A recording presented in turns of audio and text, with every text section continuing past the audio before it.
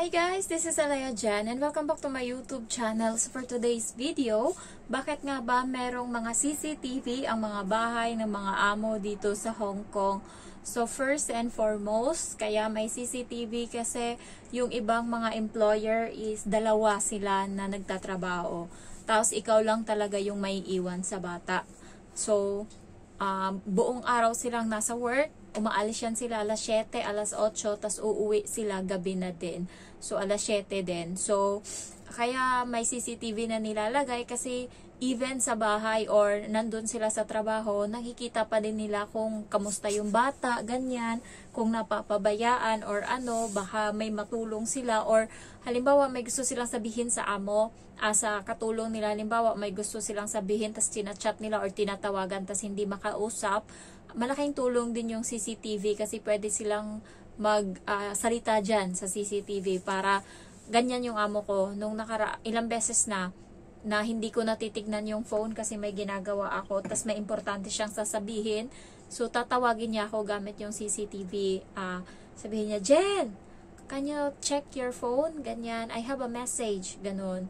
So minsan sinasabihan niya ako na, Jen, pwede ba nadalhin mo yung yung medyas sa baba kasi kailangan ng bata, ganyan. So, malaking bagay yung CCTV kasi anytime na may problema, kung hindi kanya makontak, pwede kanya makontak sa CCTV, pwede siyang magsalita dyan and namomonitor niya. So, first yan, kaya okay din na may CCTV. Pangalawa, pag may nangyari sa bata, hindi niya pwedeng sabihin or paratangan ka kung ano kasi nga merong CCTV sa bahay. Pwede mong masabi sa kanya na meron akong ebidensya yung CCTV, hindi ko yan sinaktan yung alaga ko. Kasi may ibang mga alaga na sinungaling. Kahit hindi sila sinaktan, sasabihin nila na sinaktan sila. Katulad ng alaga ko, kaso pinagalitan ko na to. Yung masagi lang siya ng konti, exaggerated na siya. Ouch! It's so painful! Sabihin niya, nasagi mo ako. Nakalimutan ko na yung English ng nasagi. You bumped me, sabi niya ganun. Sabi ko sa kanya, ikaw, pag konting bagay lang naman, hindi naman, namula ba? Sabi kong ganun sa kanya. Kasi kung hindi, wag mong i-big deal. Kasi pag lumabas ka na sa totoong buhay dito sa Hong Kong, yung mga tao dito may mga saltik, mapapaaway ka sa bus, sa tren, saan, masasambunutan ka. Kasi konting pagkakamali, big deal na sa'yo. Sabi kong ganun sa kanya. So, yung tatay is, ganun din sinabi. Kasi nga, yung tatay, nakaupo lang. Tatay hindi nagigitara. Siya yung lumapit. Ngayon, kasi lampas siya, kasi payat, as in, malnourished siya, sobrang payat. So, siya yung natumba. Siya yung nasagi ngayon, yung parang nabundol niya yung papa niya. Siya pa yung nag-react na siya yung nasaktan. Sabi niya, nasaktan ako. Sabi ng tatay, wala naman akong ginawa sa'yo, nagigitara lang ako dito. Tapos galit na siya. So, pinagalitan ko siya kasi sa akin lang siya takot. Sabi ko sa kanya, pag ikaw, wala namang ginawa sa'yo yung tao, tsaka konting bagay lang naman, palagpasin mo na. Ako, ilang beses mo na ba akong nasagi? Ilang beses mo akong accidentally na natamaan? Nagre-reklamo ako? Kasi wala ka namang magagawa eh. Tapos na. Kahit maglupasay ka pa dyan, tapos na, nasaktan ka na. Ginanon ko siya. Tapos yung tatay sabi, oo nga, sabing ganun. Tapos biglang umalis yung tatay. So may time ako kasi yung nanay wala, nasa loob ng kwarto. So may time ako para sermonan siya. So nakasimangot na siyang ganun. Sabi ko, bahala ka dyan, iwanan kita. Maglaro ka dyan mag-isa. Takot na siya pag ganun. Babaguhin niya na yung expression ng mukha niya. Maglalaro na kami. So next, kaya nilalagyan din ng CCTV sa bahay. Kasi guys, kilala tayong mga Pinay na buraot ba? Yung katulad sa akin, buraot talaga ako, sinasabi ko sa inyo. Matakaw ako sa pagkain. Napakaano ko talaga kumain ng kanin. Kaya kong kumain nata ng kalahating kilo sa isang kainan lang. Ganun ako katakaw. Sa Jollibee nga, ayos sa Mang Inasal, kaya ko ng 5 rice or 4 rice. Ganun ako katakaw. As in. Kaya siguro nilalagyan nila ng CCTV sa kusina. Kasi nga, yung ibang mga katulong is, ayun nga, matakaw kumain, tas kinakain yung mga pagkain nila. And mostly guys, may ibang mga katulong na, hindi ko naman sa sinasabing lahat, mayroong konti. Kaya doon nangyari yung issue na yun, na yung katulong, yung mga pagkain nila sa bahay, halimbawa yung mga frozen food nila or ano-ano, nilalabas niya, binibenta niya sa labas. Kasi ang ano niya is hindi naman alam ng amo. So, napansin ng amo na bakit ganyan, bumili tayo nito, bakit wala, hindi ko man lang nakain, ganyan. So, nalaman nung huli, nagtapat na yung katulong na binibenta niya pala sa labas, nilalabas niya kapag day off or niluluto niya, tapos binibenta niya sa labas. So, kaya isa din yan sa reason kung bakit naglalagay sila ng CCTV, kasi nga, para mabantayan nila yung galaw natin. So, pag may CCTV din kasi, ilang din tayo na gumawa ng mga kalokohan kasi nga, makikita tayo sa CCTV. Nung una, takot ako. Kahit gustong-gusto kong takot ako kasi nga may CCTV. Pero nung huli na, hindi na ako natakot. Bahala ka dyan. Lumalabas na nga ako ng, pagka ako lang dito sa bahay, lumalabas ako ng, nakatapis na lang. So, pag wala sila, kasi nga, parang hindi na ako hindi na ako takot. Hindi katulad dati na takot ako, ilang na ilang ako. So ngayon kahit nasa harap ako ng CCTV, nag-cellphone ako, lalo nagbakasyon yung amo ko. 6 days sila nawala. So ang boring. So kahit saan ako magpunta, kasama ko yung cellphone ko, tapos nag-headphone ako kasi nanonood ako ng nakikinig ako ng story ng mga aswang-aswang. So alam ko na yung lahat-lahat ng aswang na yan. So at least wala namang comment yung amo ko sa akin as long as nagtatrabaho ako habang nagaganyan. Tapos minsan may time din na humihinto ako sa pagtatrabaho, nagsi-cellphone ako, tapos kasi ang schedule ko dapat dito ng gising is 6:30, tapos yun.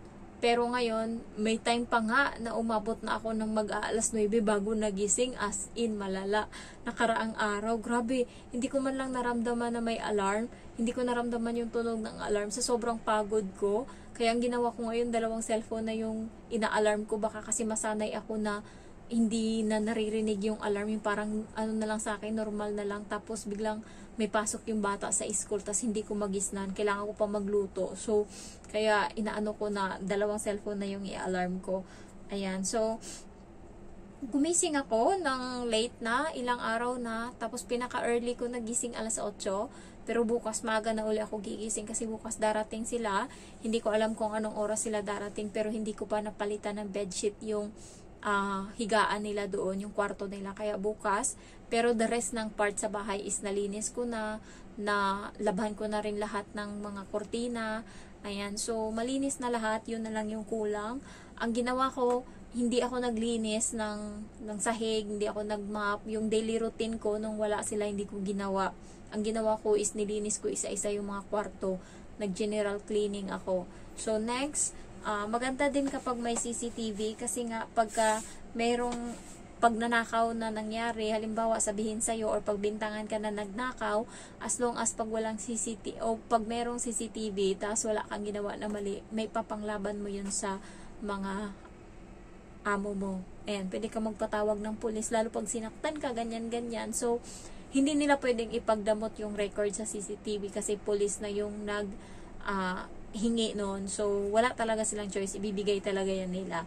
Next, ang din, dahil may CCTV, kasi nga, nababantayan nila kung kailan yung uwi ng katulong nila, kung tinitreat ba ng mabuti ng katulong nila yung alaga, ganyan. Yun na lang man talaga yung ng CCTV, tsaka yung pera nila para mabantayan. Kaya, pag umaalis yung amo ko, binubuksan nila yung CCTV sa bahay. So, dati naiilang ako or ngayon wala na akong pakialam, bahala ka dyan, CCTV ka, oy, nililinis ko pa yan hanggang sa taas, ginaganyan ko pa yung pinakabilog niya, nililinis ko pa yan.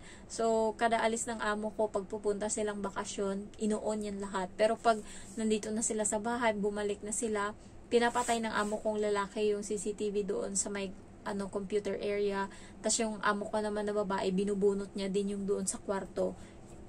May tiwala siya sa akin. May isa akong cabinet kasi nga nag-general cleaning ako. May isa akong cabinet doon na gusto ko sanang linisan kasi hindi ko yun nilinisan simulat sa pool na dumating ako dito. Pero pag open ko naman kanina, may ganto kakapal. Hindi ko lang alam kung ano pa yung mga pera na nandun, pero may ganto kakapal na pera doon sa sa drawer. So hindi ko na binuksan, nayaan ko na lang kahit madumi. Pero yung ibang drawer na naman, walang pera. So, binuksan ko. So, pag tinanong ako ng amo ko, bakit hindi ko nilinis yan, sabihin ko sa kanya, may pera. Alam niya na yon.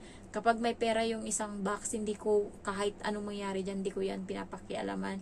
So guys, may nakita nga ako na pera doon sa sa papel ng babae. Last na hawak no ng amo ko is 2022 nung finish contract yung babae. So nagsumahan sila. Tapos ayun, may mga breakdown doon kung ano yung binayaran niya sa katulong niya na umuwi ng Pinas. So 2,000 yung bayad niya sa airfare or sa hindi ko alam bakit ganun kamahal yung bayad niya sa ticket. Ayan. Tapos, may natira doon na mga nasa 250 ata na cash nandun sa loob ng box. Simula pagdating ko hanggang ngayon, nandun pa din yung pera na yon. Hindi siya pinapakialaman. So, hindi ko rin pinapakialaman. Hindi natin alam baka pain yun. So, kayo, yung mga ganyan, na kahit sabihin yung matagal na yan nandyan, baka iniisip nyo nakalimutan. Hindi nila yan nakalimutan. Pain yan nila. Kaya, kailangan maging mautak kayo. Gaano ba yung makukuha at makikita din natin yung pera na ninakaw natin every month kapag nagtrabaho tayo ng malinis. Ayan. So, thank you for watching and I love you all. Bye-bye.